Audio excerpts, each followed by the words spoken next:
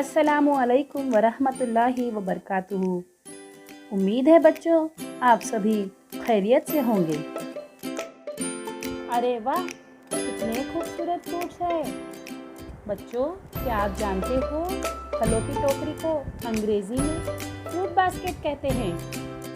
चलिए देखते हैं हमारी फ्रूट बास्केट में कौन कौन से फ्रूट्स है। अरे वाह, ये तो रेड एप्पल है। A P P L E Apple.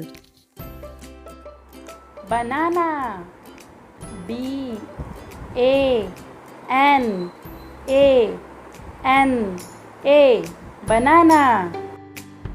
Mango M A N G O mango. Orange O R A N G E orange. Fig F I G fig. Grapes G R A P E S grapes. Kiwi K I W I kiwi. अरे मेरी fruit basket में ये क्या है? Papaya P A P A Y A papaya.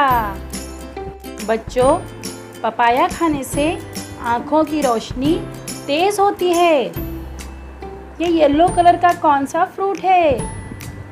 अरे ये तो pineapple है। P I N E A P P L E pineapple. मुझे तो मेरी फ्रूट बास्केट बहुत पसंद आई।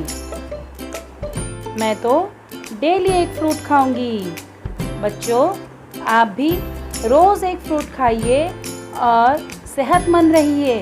अल्लाह हाफिज़।